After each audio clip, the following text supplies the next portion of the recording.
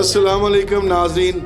अज मेरे नाल दो मेहमान है, साईं सलूक अली ते आमना पंजाबी। ते अज सोचा है कि ईद उल फितर ते मिठी ईद ते यानी सेवियां वाली ईद ते गलबात की जाए, ते गलबात की जाए जो 25-30 साल पुरानी ईदां होंदियां सन, अज दी ईद ते ओहदी ईद च की फर्क सी, ऐ मैं तुहाडे नाल अज कोशिश करांगा कि वो एक्सप्लेन कर सकां, दस सकां कि की हुंदा सी। ते मैं तुहानूं अपनी अगर जाती गल दसां ते मैनूं ते पुराने वक्त जाके ते बहुत मज़ा आंदा। वाह जी वाह। उन्हां ईदां नूं याद ही करके ते बड़ा सवाल लैंदा मैं।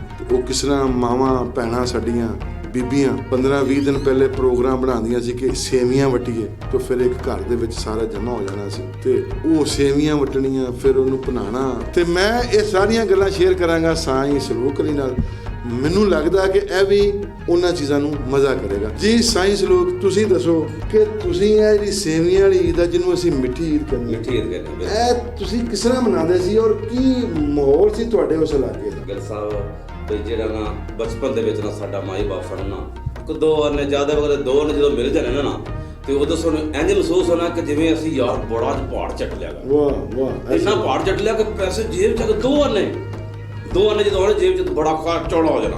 ਇਸ ਲਈ ਸਰਕਾਰ ਸਾਡੀ 10 ਦਿਨ ਰਹਿ ਜਾਣੇ ਨੇ, 10 ਰੋਜ਼ 7ਵੇਂ ਹੋ ਦਿਨ ਅਸੀਂ ਸਰਕਾਰ ਉੱਥੋਂ ਪੱਠੇ ਵੱਢ ਕੇ ਘਰ ਜਦੋਂ ਲੈ ਆਉਣੇ ਆਂਦਾ ਨਾ ਮਾਈ ਸਾਹਿਬ ਦਾ ਸਾਡੇ ਨਾਲ ਉਹ ਮੋਟੀਆਂ ਸੇਵੀਆਂ ਸੀ, ਹੱਥ ਨਾਲ ਵੱਢਦੇ ਸੀ। ਆਏ ਕੀ ਬਾਤ ਸੀ ਯਾਰ, ਉਹਨਾਂ ਸੇਵੀਆਂ ਦੀ ਕੀ ਬਾਤ ਸੀ। ਉਹ ਜਦੋਂ ਵੱਟਣੇ ਫਿਰ ਉਹਨਾਂ ਨੂੰ ਭੁੰਨ ਕੇ ਲੈ ਘਰ ਜਦੋਂ ਆਉਣਾ ਤੇ ਅੱਗੋਂ ਜਨਾਬ ਤੇ ਮੱਖਣੀ ਲਾਉਣੀ ਤੇ ਐਸਾ ਮਜ਼ਾ ਆਉਣਾ। ਕੀ ਬਾਤ ਹੈ, ਐਸੀਆਂ ਈਦਾਂ ਕੀ ਬਾਤ ਹੋਣਾ ਈਦਾਂ ਦੀ। ਮੈਨੂੰ ਇਹ ਸਹੀ ਦੱਸੋ ਜੀ ਕਿ ਮਹੱਲੇ 'ਚ ਇਹ ਤੇ ਘਰ ਦਾ ਹੋਗਾ ਨਾ, ਮਹੱਲੇ 'ਚ ਗੁਆਂਢੀ ਰਿਸ਼ਤੇਦਾਰ ਵੀ ਹੁੰਦਾ ਜੀ ਉਹਦੇ ਨਾਲ ਕਿਸ ਤਰ੍ਹਾਂ ਤੁਸੀਂ ਈਦ ਗੁਜ਼ਾਰਦੇ ਸੀ? ਕੀ ਮਾਹੌਲ ਹੁੰਦਾ ਸੀ ਤੁਹਾਡਾ ਉਦੋਂ ਜੀ? ਅੱਜ ਜ਼ਿਆਦਾ ਘੋੜੀਆਂ ਤੇ ਬਾਥਰੂਮ ਤਰਪਾ ਲੈਣਾ ਤੇ ਆਖਣ ਵਾਲਾ ਵੀ ਅੱਜ ਰੇਸਾਂ ਖੇਡਣੀਆਂ ਸੀ, ਜਾਂ ਸ਼ੁਗਲ ਕੁੱਤੇ ਛੱਡ ਲੈਣੇ, ਅੱਛਾ, ਜਾਂ ਕੁੱਕੜ ਲੈ ਆਉਣੇ, ਜਾਂ ਜਿਹੜਾ ਕਿਸੇ ਤੋਂ ਸ਼ੌਕੀਨ ਹੋਣਾ ਉਹ ਆ ਕੇ ਉਹਨੇ ਆਉਣਾ, ਚਲੋ ਛੁੱਟੀ 2 ਦਿਨ ਛੁੱਟੀ ਹੋਣੀ। ਜਿਹੜੀ ਅੱਜ ਦੀ ਈਦ ਹੈ ਨਾ ਚਰ ਸਾਹਿਬ, ਇਹਦਾ ਕੋਈ ਮਜ਼ਾ ਨਹੀਂ ਹੈਗਾ ਕਿਉਂਕਿ ਸੌਂ ਕੇ ਛੁੱਟੀ ਹੋਣੀ ਤੇ ਸੌਂ ਜਾਣਾ ਬਸ। ਲੈ ਜੀ ਆ ਹੁਣ ਮੈਂ ਜਾਣਾ ਆਮਨਾ ਪੰਜਾਬੀ ਕੋਲੋਂ, ਇਹਨੂੰ ਪੁੱਛਦਾ ਕਿ ਇਹ ਈਦਾਂ ਕਿਸ ਤਰ੍ਹਾਂ, ਇਹਨੂੰ ਪਹਿਲੀਆਂ ਕਿਸ ਤਰ੍ਹਾਂ ਲੱਗਦੀਆਂ ਤੇ ਹੁਣ ਕਿਸ ਤਰ੍ਹਾਂ ਦੀਆਂ ਲੱਗਦੀਆਂ ਹੈਗੀਆਂ ਤੇ ਕਿਸ ਤਰ੍ਹਾਂ ਇੰਜੋਏ ਕਰਦੇ। ਆਮਨਾ ਪੰਜਾਬੀ जरा दस सकती है सानू अपने नाज़रीन नू शेयर करके ਅਸੀਂ ਪਹਿਲੇ ਈਦਾਂ कैसियां गुजरदियां सन? ਪਹਿਲੇ ਦੀਆਂ ਈਦਾਂ ਬੜੀਆਂ ਖੁਸ਼ੀਆਂ ਵਾਲੀਆਂ, ਬੜੀਆਂ ਮੁਹੱਬਤਾਂ ਵਾਲੀਆਂ ਈਦਾਂ ਹੁੰਦੀਆਂ ਵਾਹ ਜੀ ਸੀ। ਵਾਹ। ਸਾਰਾ ਮਤਲਬ ਤਿਆਰੀਆਂ ਕਰਨੀਆਂ, ਮਿੱਠੀਆਂ ਸੇਵੀਆਂ ਬਣਾਉਣੀਆਂ, ਮਾਂ ਨੇ ਸਾਰਾ ਕੁਝ ਪਕਾ ਕੇ ਦੇਣਾ, ਖਾਣਾ, ਸਾਰਾ ਦਿਨ ਈਦ ਦਾ ਗੁਜ਼ਾਰਨਾ, ਬੜੀਆਂ ਖੁਸ਼ੀਆਂ 'ਚ ਗੁਜ਼ਾਰਨਾ। ਹੁਣ ਦੀ ਈਦ ਬੜੀ ਪਰੇਸ਼ਾਨੀ ਵਾਲੀ ਈਦ ਹੈ। ਹਰ ਬੰਦਾ ਆਪਣੇ ਮੋਬਾਈਲ ਵਿੱਚ ਬਿਜ਼ੀ। ਹਾਂ ਬਿਲकुल ਇਹ ਚੇਂਜ ਆਇਆ ਆਮਨਾ ਪੰਜਾਬੀ।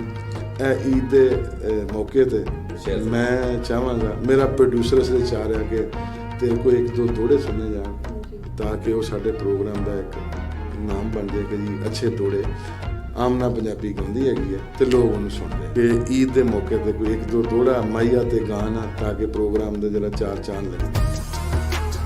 छल्ला मेरा जियो डोला, छल्ला मेरा जियो डोला, पैरी बूट सलखने नी, ओ असा सुबह टुर जाना तू सारा पे तकने नी, ओ असा सुबह टुर जाना तू सारा पे तकने नी।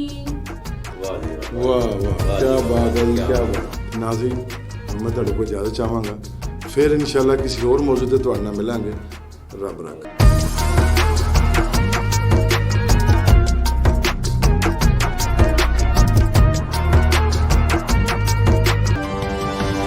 Thank you.